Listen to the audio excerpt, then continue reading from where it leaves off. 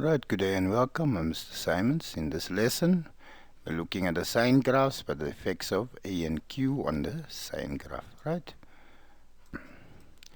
We have y equal A sine A plus P, where A represents amplitude and P represents a vertical shift up or down. So first equation there, y equal 2 sine A plus 1. The coefficient in sine A will always give me my amplitude, so my amplitude stays 2. My maximum value would be 2, but it's shifting 1 unit up. So maximum 2 plus 1, which gives me 3. My minimum value, which is negative 2, based on my amplitude, plus 1 would now be minus 1.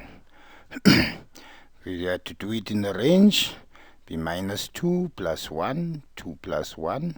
So my range equals the minus 1 and 3. Y greater or equal to minus 1, less or equal to 3.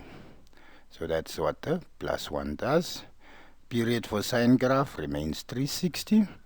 And my interval spacing to plot the graph, 360 divided by 4, gives me 90 degrees. So 0 plus 90 plus 90 plus 90 plus 90.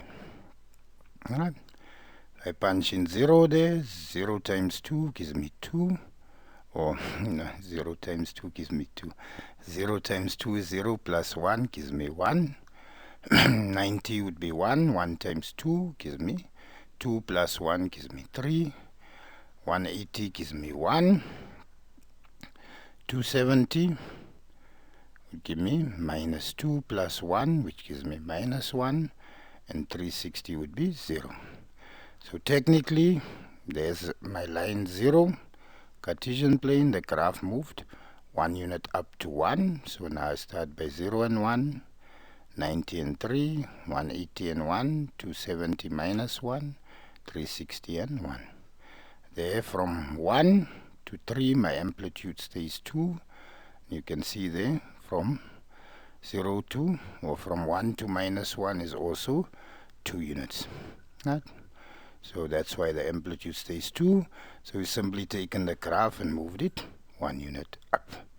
Right, so let's look at the next problem. Right, so now we have y equal 3 sine A minus 1. Amplitude coefficient is 3, so my amplitude is 3. So for maximum value, I would have had 3 and minus 3. But minus 1 means I'm moving 1 unit down. So therefore minus 1, 3 minus 1 gives me 2. Minus 3 minus 1 gives me negative 4.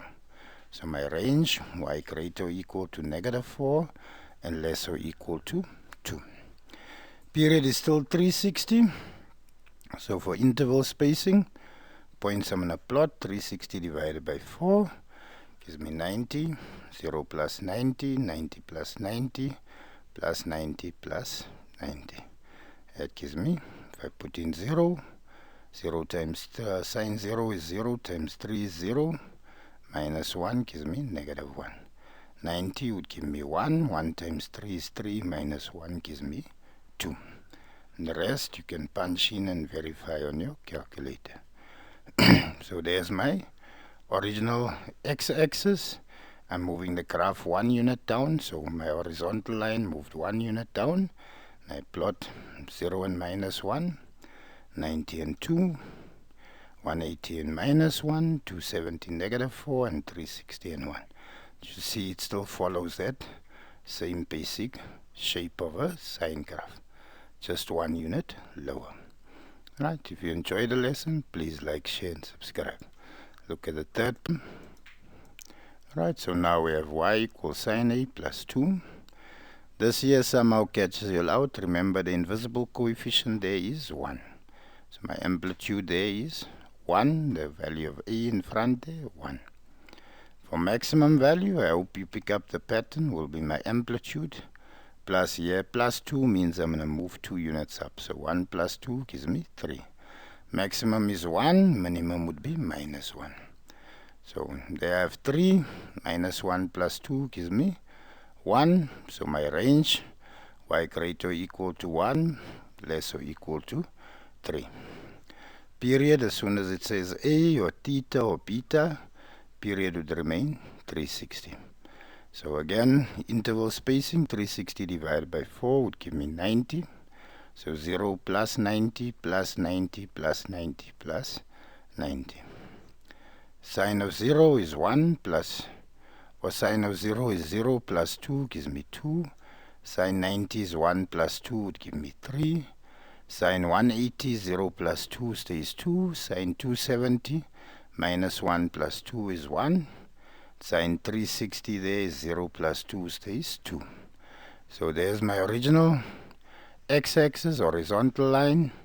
That line I move 2 units up, plus 2. So now my graph starts at 0 and 2, 90 and 3, 180 and 2, 270 and 1, 360 and 2. Right, so I hope you follow.